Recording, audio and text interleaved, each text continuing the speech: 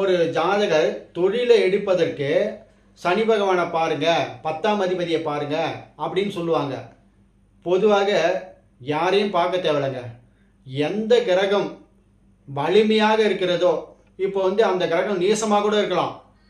9 கிரகத்தில் 7 கிரகங்கள் ஆட்சி உச்சம் நீசம் பெறும், ராகு கேதுக்களை தவிர. எந்த கிரகமாக இருந்தாலும் எந்த பாவகத்தில் இருந்தாலும் பரவாயில்லை. பட் ஆனால் சனி என்ற கிரகம் அந்த வலிமையான கிரகத்தோடு தொடர்பு பெறும்போது அவர் வாழ்க்கை முழுவதும் அந்த வேலை செஞ்சுக்கிட்டே இருப்பாருன்னு அர்த்தம். அதுக்காக தான் சனி பகவானை முழுவதுமாக பார்க்கப்பட வேண்டும். இதே ஒரு சந்திரன் வலிமையாக இருக்கும் பட்சத்தில் அவர் உணவு சம்பந்தமான, நீர் சம்பந்தமான, திரவ பொருள் சம்பந்தமான, டிரான்ஸ்போர்ட் சம்பந்தமான இந்த மாதிரி விஷயங்கள், வீடு வண்டி வாகனம் அந்த மாதிரி விஷயங்களில் மேம்பட்டு காணப்படுவார். அப்படி இருக்கும் பட்சத்தில் அது சனி பகவான்